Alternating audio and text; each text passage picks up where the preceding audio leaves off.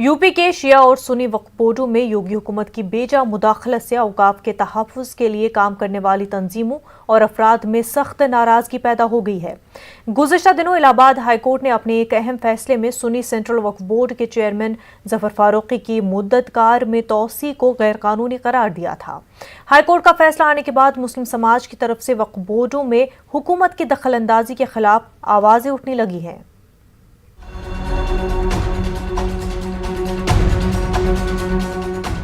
गुज़िश्ता 25 जनवरी को इलाहाबाद हाईकोर्ट ने अपने अहम फैसले में सुन्नी सेंट्रल वक्फ बोर्ड के चेयरमैन जफर फारूकी की मुद्दतकार में तौसी किए जाने के योगी हुकूमत के फैसले को गैर कानूनी करार दिया था।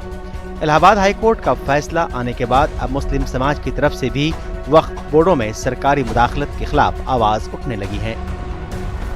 नहीं, योगी सरकार हो चाहे मोदी सरकार हो, ये ऐसे वक्फ बोर्डों में जहाँ पे शिया सुन्नी वक्फ बोर्ड हो या इस तरह का जहाँ मामला है वहाँ थोपा जा रहा, वहाँ कैसे ये चुनाव कराएंगे। आज तक किसी सेंटर के बहुत से बोर्ड हैं, किसी एक बोर्ड में इन्होंने चुनाव कराया हो पिछले 8 सालों में, तो हम ये किस बात की उम्मीद कर लें कि वक्फ बोर्ड में जो है, और वक्फ बोर्ड में अगर कोई आदमी उनके नज़रिए का नहीं आएगा तो काम ही नहीं चलेगा। तो इसलिए उन्होंने वहाँ चुनाव रद्द करा दिया और चुनाव नहीं कराएंगे और इसी तरीके से थोपेंगे। इलाहाबाद हाईकोर्ट ने एक फैसला अपना दिया है, उससे ये बात साबित होती है कि सरकार के मनमाने तरीके का वो चल नहीं पाएगा और कोर्ट इलाहाबाद हाई कोर्ट का सुप्रीम कोर्ट का मौजूद है जो स्थिति को देखता रहता है और मौके मौके पर फैसला भी देता है। तो हम ऐसे फैसले का स्वागत करते हैं जिसमें मनमाने ढंग से असंवैधानिक तरीके से जो राज्यपाल महोदय ने एक्सटेंशन दिया था उसको निरस्त किया गया है।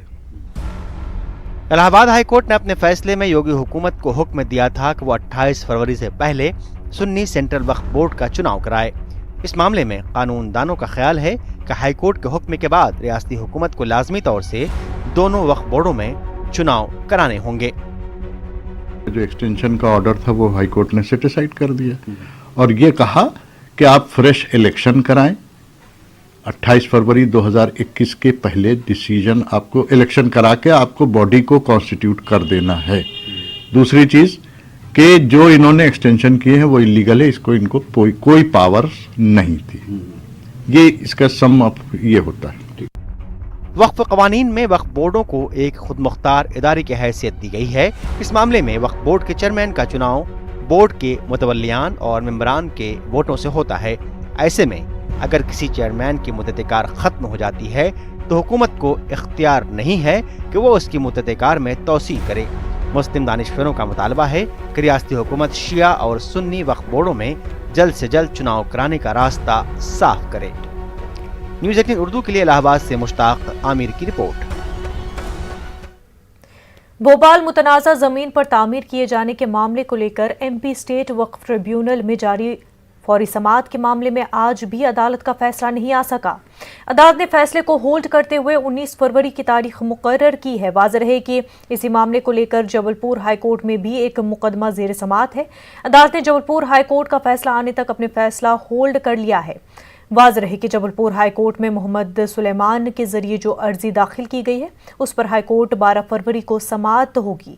वहीं मुतनाज़ा ज़मीन के मामले में सेक्शन 151 के तहत भोपाल नगर निगम ने भी आज कुछ दस्तावेज पेश किए हैं। पूरे मामले पर फरीकीन के वकील कुछ इस अंदाज में अपने ख्यालात का इजहार करते हैं। आज उन्होंने विपक्षी पार्टियों ने कुछ आवेदन मूव किए हैं। 151 का आवेदन मूव किया, नगर निगम ने जवाब दावा पेश करा है। उस जवाब दावा के हिसाब से साहब ने जो है उसके जवाब के लिए टाइम दे दिया है। साथ में हमारी जो अर्जेंट हेयरिंग थी उसको होल्ड करते हुए माननीय न्यायालय ने आदेश दिया है कि जो हमारी रिट पिटीशन न्यायालय में उच्च न्यायालय में लगी हुई है हाई कोर्ट में, उसके आदेश के लिए उनको होल्ड कर लिया आदेश को कि उसके आने के बाद ही इसकी सुनवाई करेंगे। 19/2 फिक्स कर दी है। सर, आज की सुनवाई में कोर्ट की तरफ से ऐसा कोई फैसला नहीं हुआ। उसमें कंडीशनल ये बात रखी गई है कि चूँकि याचिकाकर्ता की तरफ से उच्च न्यायालय में पहले से ही उनकी एक और याचिका लंबित है, वो भी स्टे के ऑर्डर खारिज होने के खिलाफ। चूँकि हाईकोर्ट में याचिका लंबित रहते हुए उसी विषय पर ट्रिब्यूनल कोई फैसला नहीं दे सकती, इस आधार पर ट्रिब्यूनल ने उस प्रकरण को लंबित रखते हुए इस प्रत्याशा में कि जब तक हाईकोर्ट से कोई ऑर्डर नहीं आ जाता है तब तक यहाँ कोई फैसला नहीं होगा और इसलिए प्रकरण को 19 फरवरी तक के लिए मुलतवी कर दिया। बंगाल के मंजूर शुदा गैर माली इमदाद मदारिस के असातिज़ा के लिए हुकूमत मुस्तकिल तनख्वाह का ऐलान कर सकती है। हुकूमत से तनख्वाह और दीगर सहूलियात फराहम करने के मुतालबे पर एहतजाज कर रहे असातिज़ा ने हुकूमत की सर्द मोहरी को अफसोसनाक बताते हुए लगातार एहतजाज जारी रखने का फैसला किया है। वज़ीर-ए-आला ममता बनर्जी ने रियासत के 10,000 मदारिस को मंजूरी देने का ऐलान किया था, लेकिन सिर्फ 200 मदारिस को ही मंजूरी हासिल हुई है, वो भी सरकारी इमदाद के बगैर। मदारिस की मंजूरी के ऐलान के साथ असातिज़ा को उम्मीद थी कि उन्हें भी सरकारी मुलाजमीन की तरह मुराआत हासिल होंगे, लेकिन असातिज़ा की तनख्वाह को लेकर हुकूमत की खामोशी से असातिज़ा मायूस हैं। उनके लिए 2 वक्त की रोटी एक बड़ा मसला है। असातिज़ा मायूस हो चुके हैं, परेशान हैं और बदहाल हैं। सड़क किनारे हाथों में बर्तन लिए एहतजाज कर रहे हैं कि उन्हें भी हुकूमत तस्लीम करे। रियासती वजीर गयासुद्दीन मल्ला ने असातिज़ा से एहतजाज वापस लेने की अपील करते हुए उम्मीद जताई कि हुकूमत जल्द ही इस ताल्लुक से खास फैसला ले सकती है। হচ্ছে আমাদের যে আনএডেড মাদ্রাসা যে শিক্ষক শিক্ষিকারা আন্দোলন করছে তাদের প্রতি আমাদের সহানুভূতি আছে। সেই আনএডেড মাদ্রাসা প্রায় 153টা মাদ্রাসাকে প্রায় 31 কোটি টাকা আমরা দিয়েছি। ব্যক্তিগত টাকা দিতে পারেনি, তবু তারা অনশন করছে। তাদের কাছে আবেদন রইল, অনশন আপনারা তুলে নিন। আপনাদের প্রতি আমাদের সরকার সহানুভূতির সাথে বিবেচনা করবে।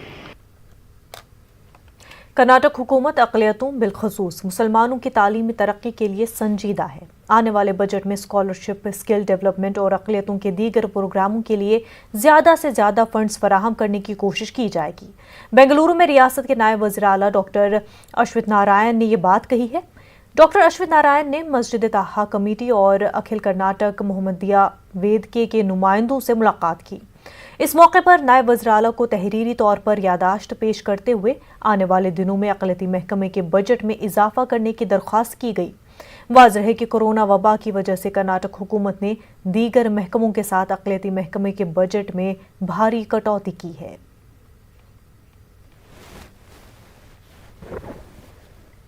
कोविड के नाम से जो पैसा कट हो रहा है गवर्नमेंट ऑफ कर्नाटका से, इन फर्दर 21-22 बजट में जो स्कीम्स हैं वो कंटिन्यू करें, वो वेलकम है, लेकिन उसे बराबर ताउन करने और फाइनेंस पैसा देने के वास्ते पीछे नहीं होना। यहाँ पे गवर्नमेंट को रिकमेंड करना बोल को हमारे पूरे कर्नाटक के मुस्लिम के तरफ से हमारे जो नेता लोग थे उनके बिहाफ आप में हमें अपील देके हैं।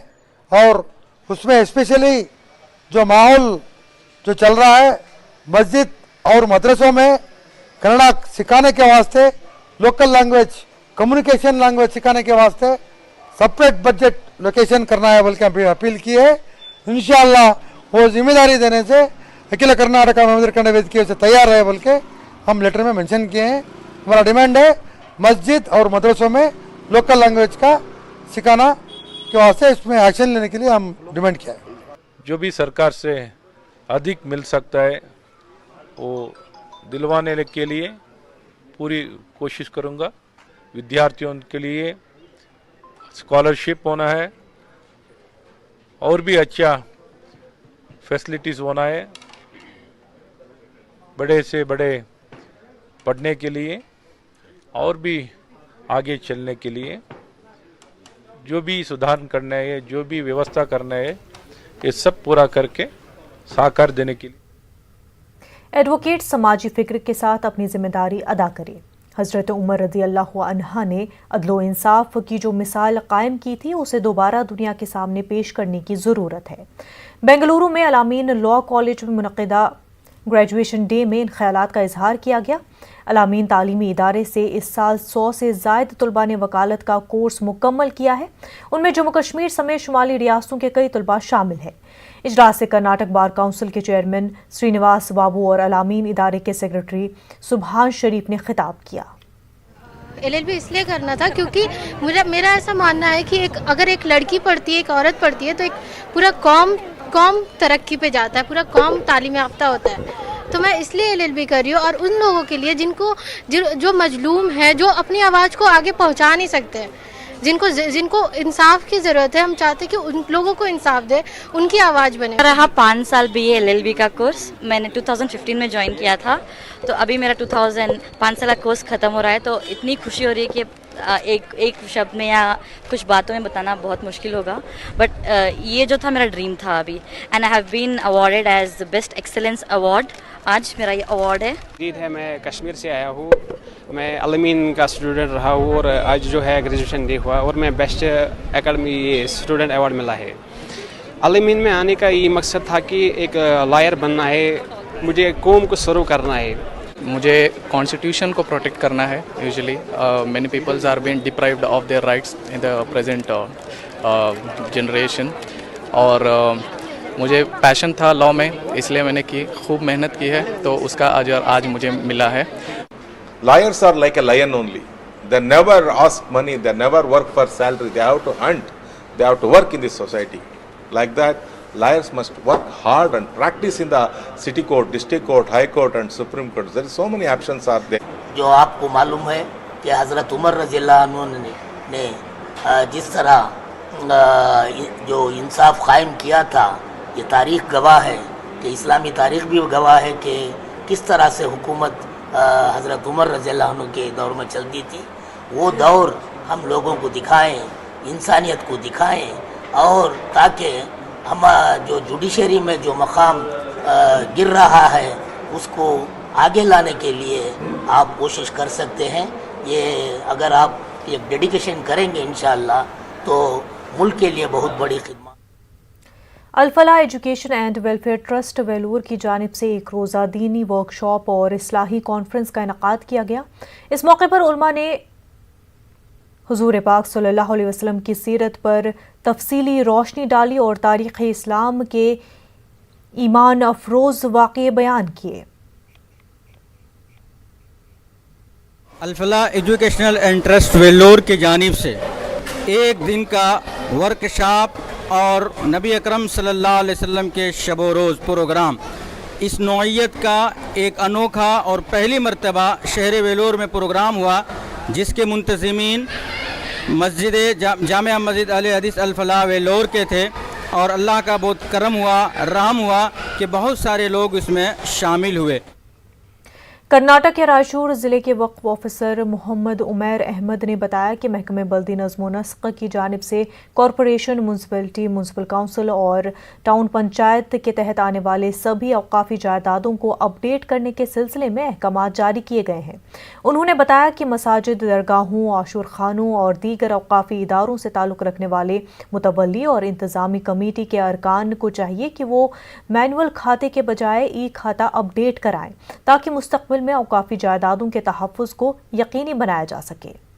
जो डायरेक्टर है, ऑल म्यूनसिपल कमिश्नर्स को और चीफ ऑफिसर्स को एक डायरेक्शन दिए हैं बतारीख 8 जनवरी 2021 में कि हर म्यूनसिपल के कमिश्नर और जो चीफ ऑफिसर है एक महीने के अंदर अपने जुरिस्डिक्शन में यानी अर्बन लोकल बॉडीज़ में जो भी वक्फ प्रॉपर्टीज़ के खाते हैं पेंडिंग है, उसे ई खाते यानी कंप्यूटर खाते में इश्यू करने के लिए डायरेक्शन दिया गया है। इसी ज़िमन में रायचूर वक्फ बोर्ड के जानिब से हम हर म्यूनसिपालिटीज़ को लेटर लिखे हैं कि आपके जुरिस्डिक्शन में जो भी खाते पेंडिंग है तो उस खातों को कंप्यूटर खाते, क्योंकि बहुत से म्यूनसिपालिटीज़ में अभी भी मैनुअल खाते दे रहे हैं, जैसा लिंक्सगुर, देवदुर्गा, ये सब।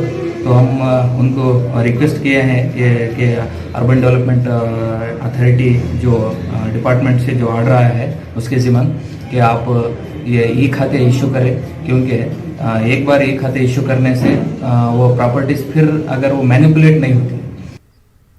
न हारूंगा मैं हौसला उम्र भर, किसी से नहीं खुद से ये वादा किया है। गुयाई और समाज से महरूम एक नौजवान ने कंप्यूटर इंजीनियरिंग में नुमाया कामयाबी हासिल की। रिजवान नामी इस नौजवान की कामयाबी इसलिए काफ़ी अहम है कि उसने नॉर्मल तुलबा के साथ मुसाबकत की और अपनी सलाहियतों का लोहा मनवाया। इस होनहार नौजवान का ताल्लुक औरंगाबाद से 70 किलोमीटर दूर जालना ज़िले से है। IAS अफसर शेख अंसार के बाद रिजवान की कामयाबी के तज़किरे हर किसी की ज़बान पर है। समा रहे हैं कॉलेज में सर ने बोले यार बच्चा डम्प एंड डीफ है, हालांकि वहाँ मेरे कोई सर्टिफिकेट्स वगैरह कोई काम नहीं आए।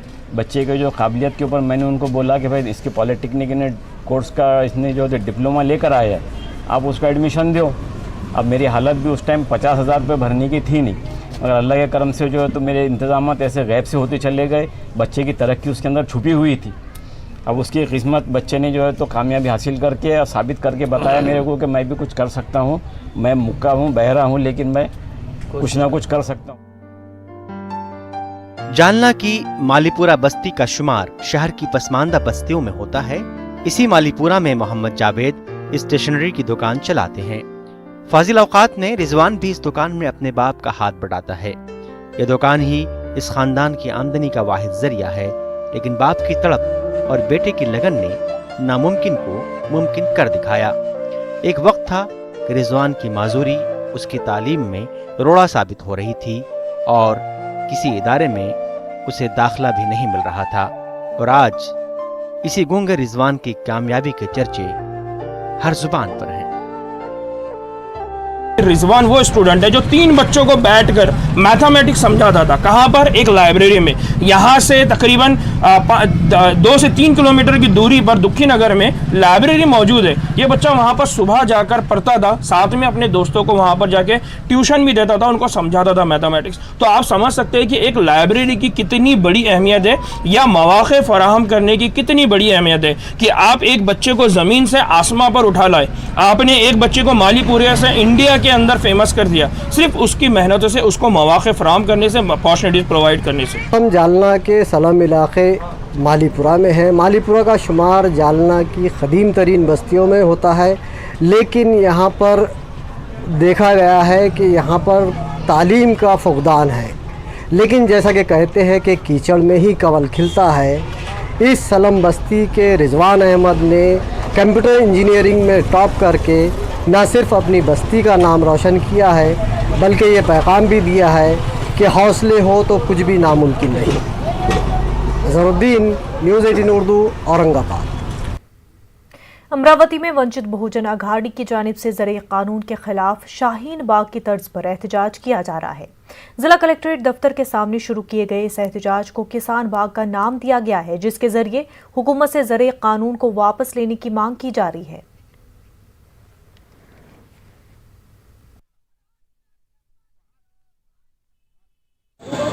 एक साल पहले शाहीन बाग जो आंदोलन शुरू हुआ था, वो एक दमन करती हुई सरकार के अगेंस्ट में एक चैलेंज था, उसका प्रतीक था एक लोकतंत्र का।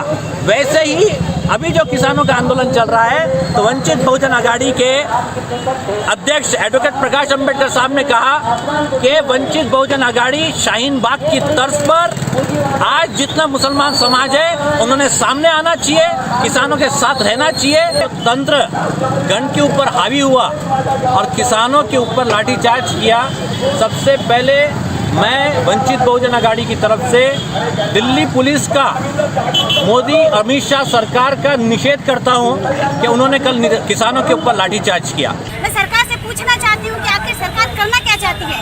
सीए एनआरसी के टाइम में हमको रोड पर लाकर खड़ा कर दिया, 3 तलाक के टाइम में हमको रोड पे लाके खड़ा कर दिया, और अब 3 काले कानून, कृषि कानून ऐसे बनाए हैं कि अगर हम आज रोड पर नहीं उतरे, एकजुटी के साथ अगर हम रोड पर नहीं उतरे, तो ये जो मनुवादी सरकार है, ये जो पूंजीपतियों की सरकार है, ये हमको तिल्ली तिल्ली करके बंटवारा करेंगी। मेरे वालिद भी किसानी करते हैं, आज भी करते हैं, और मैं किसान की बेटी हूँ। मेरा फर्ज बनता है कि हम किसानों के साथ में खड़े रहें। हम पूरी तरह किसानों के साथ हैं। अगर हमको रोड पर उतरना पड़ा, जन आंदोलन करना पड़ा। नांदेड़ में भी किसान बाग के नाम से किसानों के हक में एहतजाज किया जा रहा है। वंचित बहुजन अघाड़ी ने किसान बाग के उन्वान से एक रोज़ा रियासतगीर पैमाने पर एहतजाज मुजाहरे का इनाकाद किया। जिस तरह दिल्ली के शाहीन बाग में पंजाब के सिख भाइयों ने हिस्सा लेकर शाहीन बाग के एहतजाज की हिमायत की थी, उसी तरह अब मुस्लिम तंजीमें भी किसानों के एहतजाज का हिस्सा बनने के लिए सड़कों पर उतर आई है।